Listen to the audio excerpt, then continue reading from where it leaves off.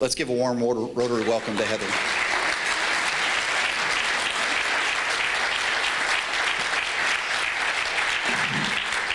See, Greg, it was so apropos that I was sick at the last meetings to give you that opportunity to provide that wonderful presentation, and you got an award. I mean, there you go, coffee cup. You can never have too many coffee cups. It is a pleasure to be with you, and I truly do apologize for having to cancel at the last meeting, but as Teresa and I had shared, she too had had the same sickness, and so she was commiserating with me afterwards about just how deathly ill we both had been. But it's a pleasure to be with you today, and as Greg said, it's almost more appropriate to be with you just shortly after the Memorial Day holiday. And Greg, I appreciate you talking about the difference between Memorial Day and Veterans Day, and I had the chance to do an interview with Frank Konerman, who was a past department president of AMVETS. And it was a televised interview, and he's a Korean War veteran.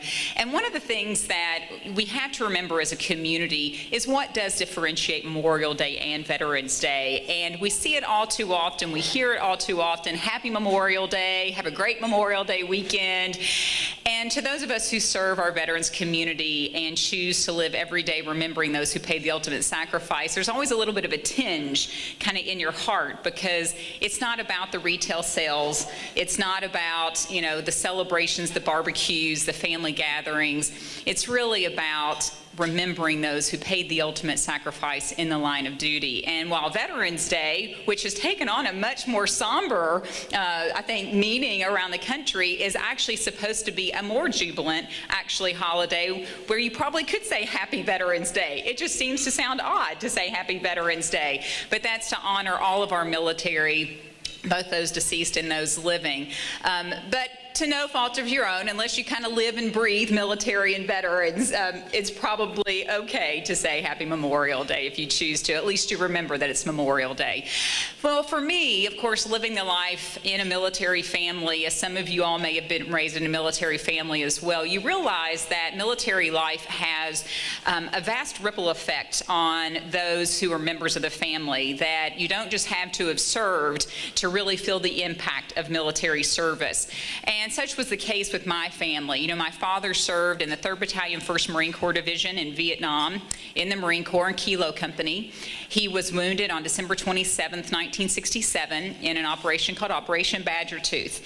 I often talk around Christmas and holiday time with the girls. I said, remember, while we celebrate here and the warmth of our home and Christmas presents, it was on Christmas Day of 1967 that your father got called out in Vietnam to go into the jungle and to fight. And they were ambushed, they were surrounded. And that day on December 27th, he lost about 32 of his men. They're all on panel 32E on the Vietnam Memorial. And I want my children to be raised with the knowledge of the service and sacrifice it takes so that we can all be here today, because if we don't teach our future generations, how will they know how to serve those who have served our country? And it truly is impactful on the future defense of our country, on how we treat those who have served. And so we talk about his service in the military, how it affected us. And so for about most of my adolescent years until I was 15, my father had suffered with co-occurring issues of substance abuse and post-traumatic stress disorder, as well as his brother, my Uncle Jerry, who had gone missing on the streets. And we talk about MIAs and missing in action, but we have thousands that are missing in America as well, and that never came home mentally or emotionally from war. And Jerry had also done that. And the Gainesville VA in Florida had found him and put him into a veteran-specific drug rehab program. If you have to remember, those types of programs were so new, and I was only 15 when that happened. So that was back into the late 80s, early 90s, when people had just grown far enough away from Vietnam to have grown apathetic with our patriotism.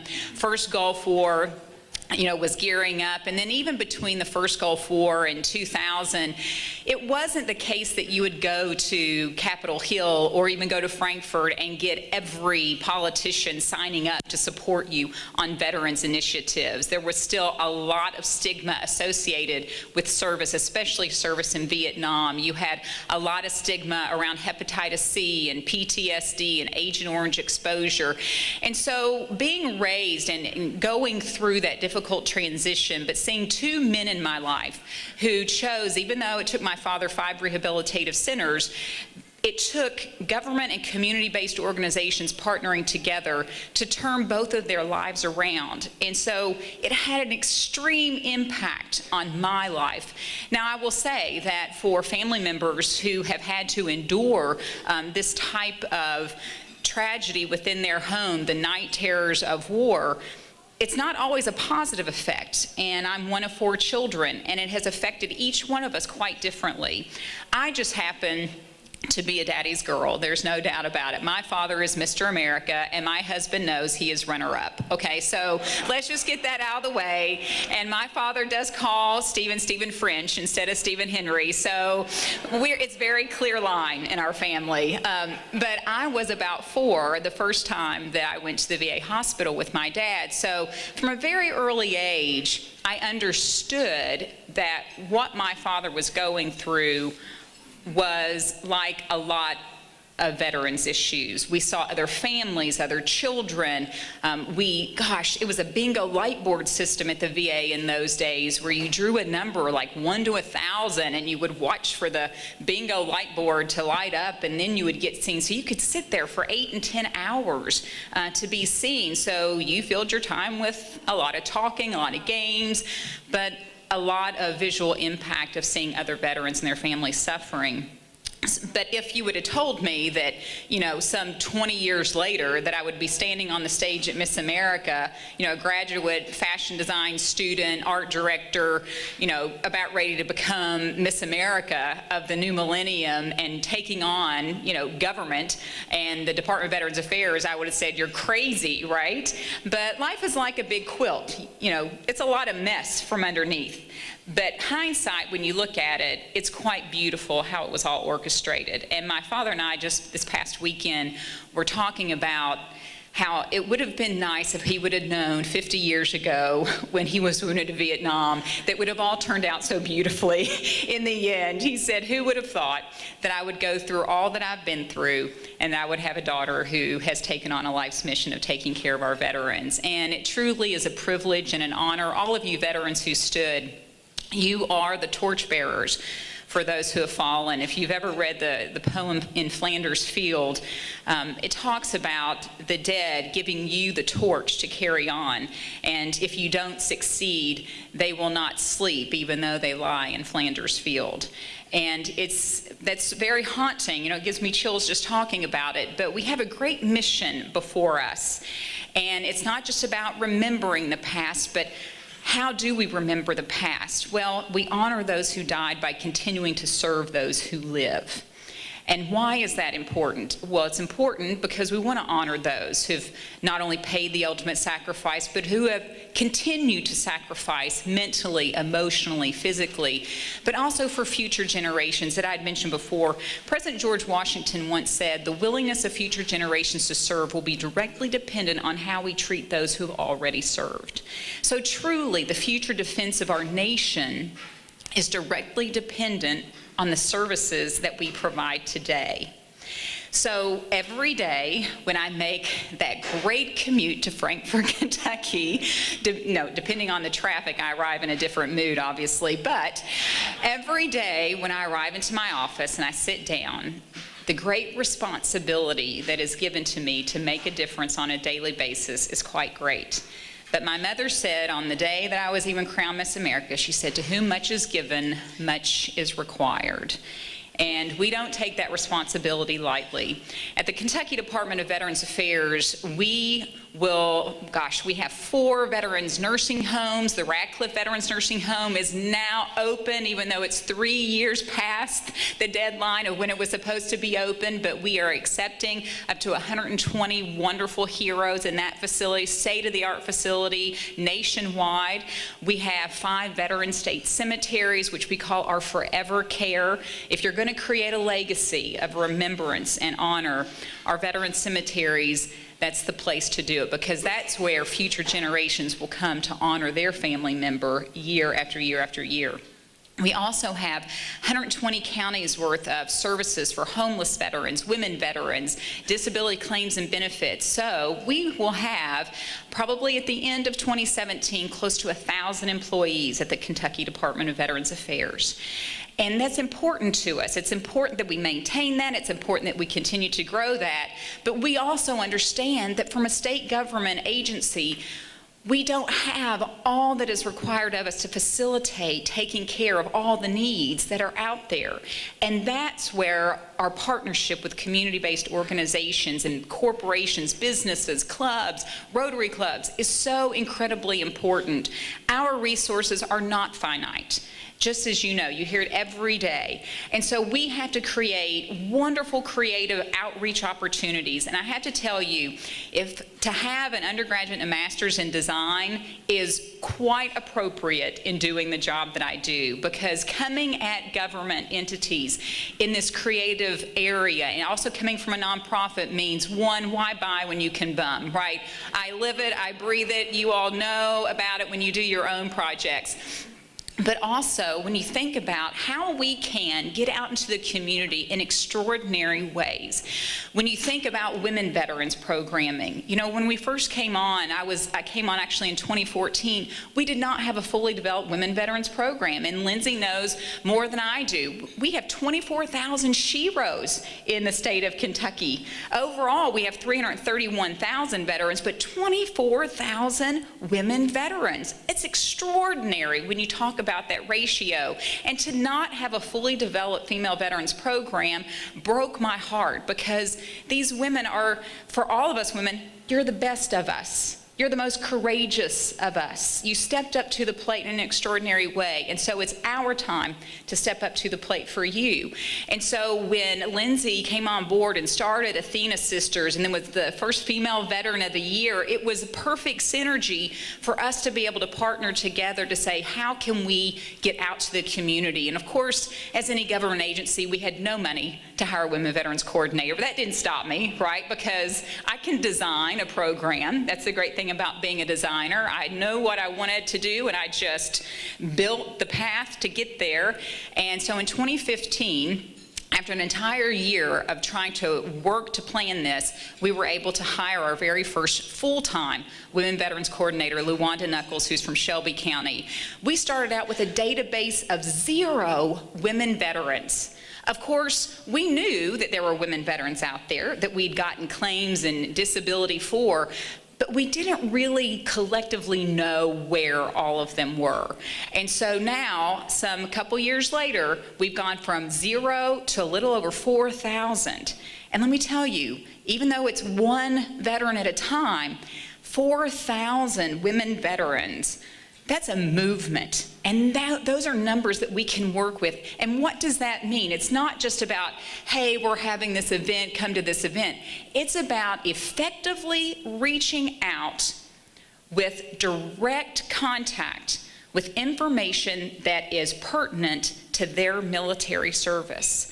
Just as you would Vietnam veterans, Korean veterans, World War II veterans, Persian Gulf veterans, it's important for us to know the immediate, impactful military service information that is directly dependent to that particular era of service. Because what Vietnam veterans were exposed to isn't the same as what other veterans were exposed to. If you're a Vietnam veteran and presumed exposed to Agent Orange, you're at higher risk as a male for prostate cancer. So we have to, it is our job, our responsibility to get that information out more effectively. And with partners like Lindsay and Athena Sisters and others, we feel like we're on the road to doing that across the state. We now have regional conferences in Eastern Kentucky, Western Kentucky. We've got our second annual state conference that's going to be in Lexington, Kentucky, where we'll have well over 100 women veterans there for a 2-day conference, and Lindsay is helping us with that. So it is with great pride that I say, wow, we have fully developed that program and it's growing. And our homeless veteran program, you know, when I first started on this trek, you know, to be the niece of an actual homeless veteran is pretty impactful. So I have to tell you, in '99 and 2000, when I was up in front of Congress and Senate talking about homeless veterans, at that time we had 250,000 heroes on the streets on any given night. What a tragedy. And it had really never been spoken of before, especially female homeless veterans, on the steps of our Capitol. And so to take that opportunity as a Miss America, as the niece of a homeless veteran, to be able to shed that light, because people are like, what is she talking about this for? And to give that personal story made such an impact. And I'm just so proud of my uncle and my father that they let me share that story, because when you come from a small community, I mean, Augusta is 1,400 people.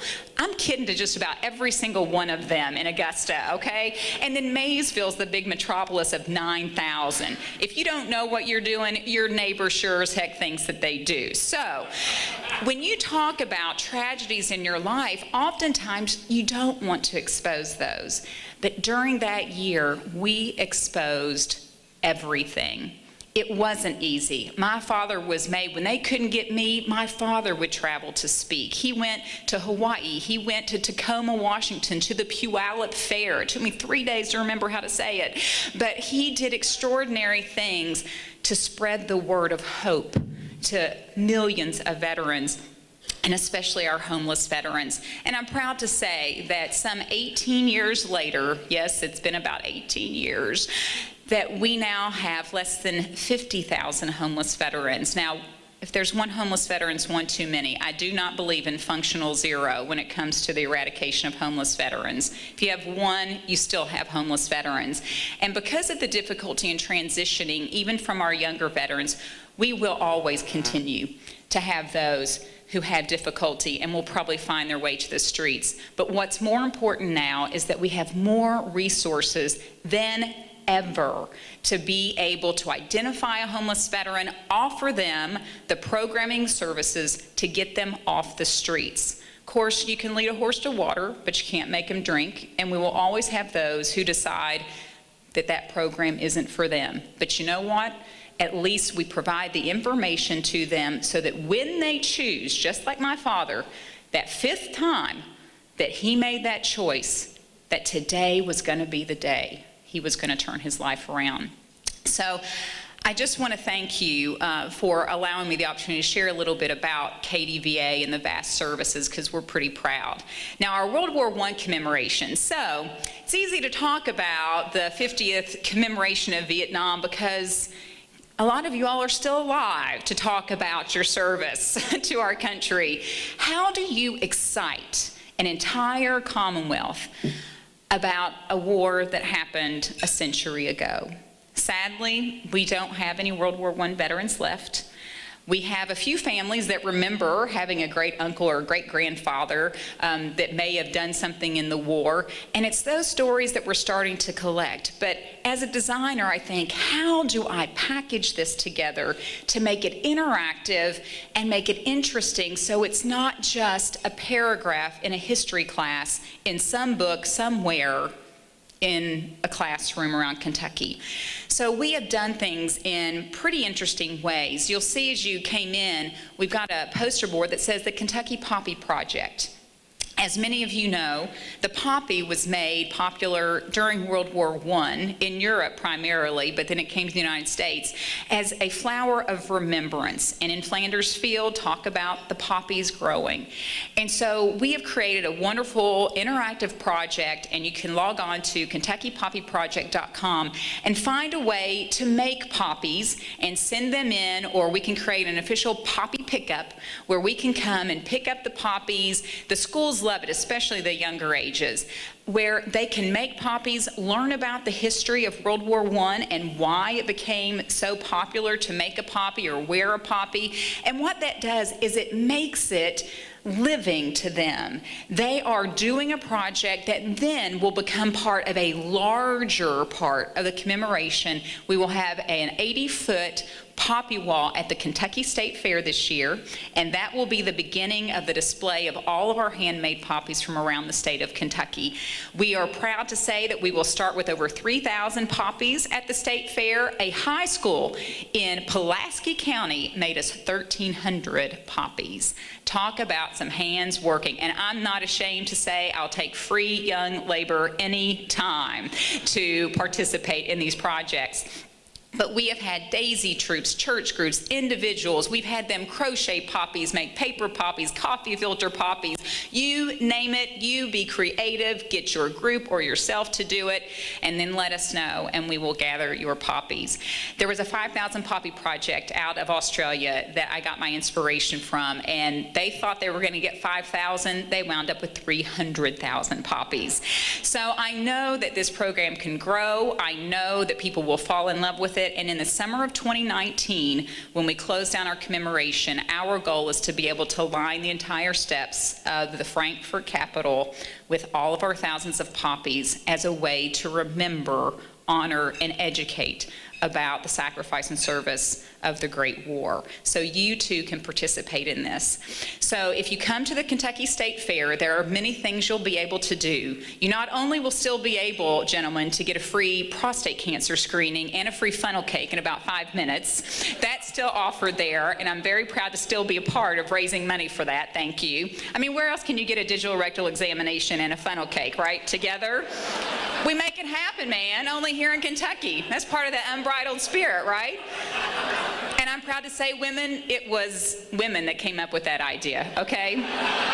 So don't talk to me about being violated, because I have 2 children. So not only can you get free and great health care in the South Wing, but you'll be able to see our entire Kentucky World War I display, which we hope will spur on so much inspiration to do research and further other interests for not only school kids, but those local historians to be able to do so many other tremendous things with the history of World War I. And I know Daniel Krebs from U of L, who hosted some lecture series on World War I, just to be able to tell and interest new people in the history of our nation and our service.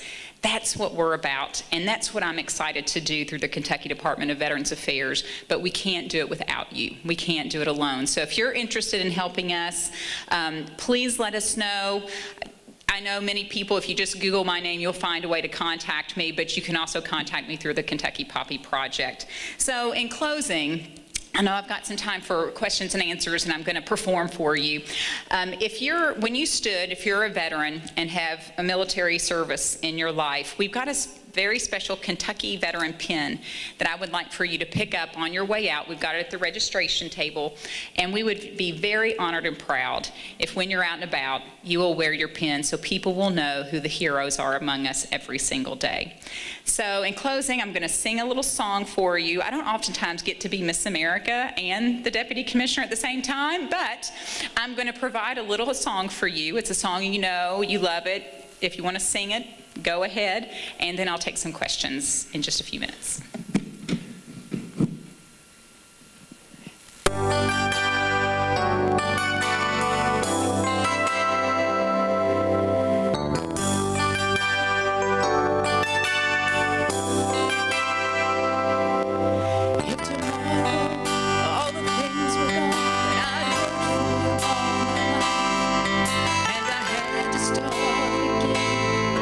Just my family by my side.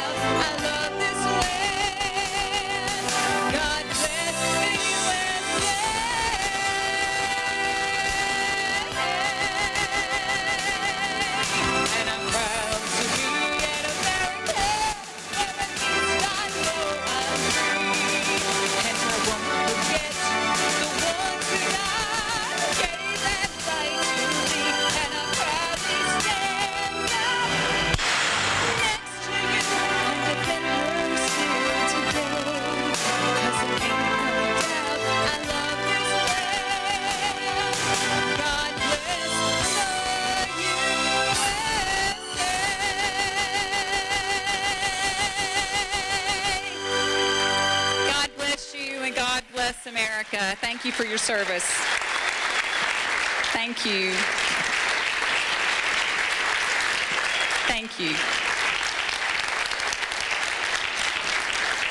Woo. Greg, I'd say you owe me one, but you've already paid that debt, so. True, indeed. Woo. Thank you so much. That's awesome. All right, we have an opportunity for some questions. Larry. Thank you so much for coming today. My name is Larry Sloan. I have a son who's a disabled veteran. He was in the Gulf War. He was in the Marine Corps, a recon ranger, and was wounded in that war. My question, though, is about your department. Do you coordinate your work with the federal department, and in what ways could you do a better job than the federal government, if there is such a thought in your mind? Well, I'm glad you actually asked that question. We are separate from the United States Department of Veterans Affairs, so we are a bona fide state agency.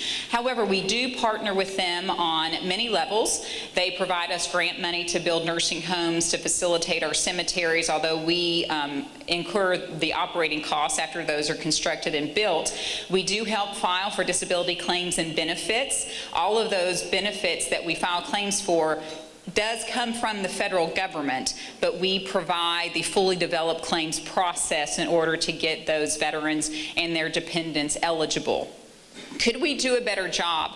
One of the issues that we constantly bring up to the federal VA, and there is a great association called the National Association of State Directors of Veterans Affairs. It's called NASVA. There are acronyms in the military for everything. But we desire to have a greater partnership so that they understand what we do. It is frustrating on a daily basis that sometimes we feel like we have to re-educate the Washington, D.C. folks. Now, the VA hospitals and some of the local community-based outreach clinics or outpatient clinics, they know what we do because we partner with them on a local level.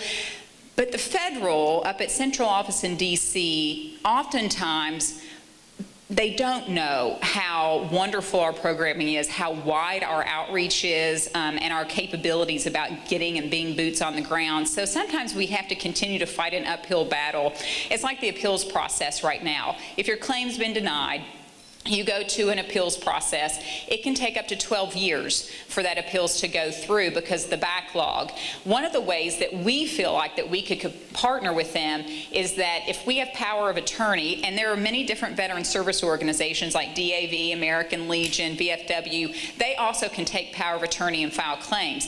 But if we have power of attorney at KDVA, then we can go in and look at all of those appeals that have been filed with our veterans, and we can make sure they're fully developed appeals. Because oftentimes veterans, when they get denied, instead of coming back to us or to help them file the appeal, they will file it on their own, which then creates this kink in the wheel because they don't provide all the evidentiary support they're supposed to provide. And every time the VA has to come back to them and say, oh, we need this piece of paper, oh, you missed that documentation, we make sure that we have it all together, then we submit it. So I think we could, if every department in every state could do that, we would significantly reduce the backlog in appeals and cut that time in half. So there are some ways where I don't know that we want the responsibility for adjudicating those claims and appeals, but we certainly could help facilitate the process in a better manner.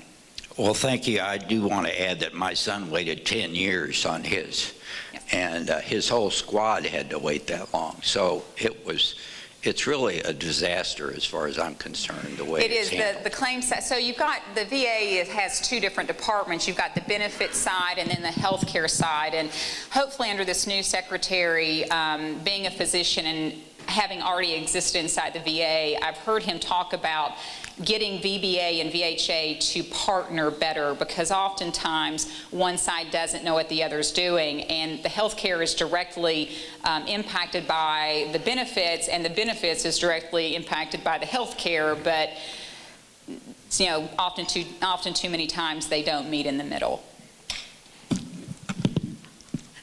Hi, it's Harriet Yes. Friedlander. Nice to see you again. Good to see you. So a follow-up on Larry's question. Are you allowed to lobby on behalf of issues such as the location of the new VA hospital? Or because I don't know if you're allowed, because sometimes, and then the second one is, for example, the VA hospitals have a home care benefit that tons of people are eligible for, and they don't turn it on. So is there any way you can be a voice locally to lobby for some of those efforts? So, two different questions there. On any of the benefits that veterans are eligible for, the home health care, aid and attendance, things like that, we absolutely try every single day to provide more information about what the VA can provide and not just what we as a state agency can provide. It is frustrating that every day we get calls from veterans that said, I don't know, or I didn't know, I wish I'd have known, but you do what you can in getting them to do that. Yeah, that wasn't, my question was more, once they get approved, and once the VA hospital approves them, they cut it off. They just say, well, they're all approved, but we're not going to do it because we don't have enough money. Well, then they need to call KDVA so we can advocate on behalf of those veterans to make sure that they're facilitating that program to the fullest that they're supposed to by law. I guess it's the veterans don't, so if they've been approved and that we're told they don't have anybody, but systematically it has to be done on a case-by-case basis? It does have to be done on a case-by-case basis. Now, the new hospital. Yeah. So let me address this because Marty Traxler and I are great friends and we talk about this a lot. I was on the first CARES Assessment Committee with Congressman Ann Northrup when we first looked into rebuilding the VA, and that was back in like 2003. This has been going on for a long time, folks. So at that time, the restrictions on ambulatory emergency care had restricted it actually to being downtown. Well, that was not met with great enthusiasm, and so our proposal though was to build the surgical unit downtown and maintain Zorn as the outpatient care, because outpatient care is where veterans are coming multiple times a week for that, and then only maybe twice a year, possibly even that, for their surgical needs downtown. Well, things changed with the VA and it broadened the scope, and so land was acquired out on Brownsboro Road, and I know that's been met with some resistance, but let me assure you that if any other obstacle comes in the way of this new VA, it will not get built. So I have to tell you, as the daughter of a veteran who receives excellent health care through the VA system, I just want it built. It's going to be a beautiful facility. It's long overdue. I don't care where it's built. Just build it, because our veterans in Jefferson County and the 30 counties that this VA services deserve to have a new hospital. So we all need to get over the fact that the land has been purchased and it just needs to get done, because my dad deserves premier health care just as your family members do too. So that's where I feel about the VA hospital. So yes, Dick. Heather, I'm Dick Bryant.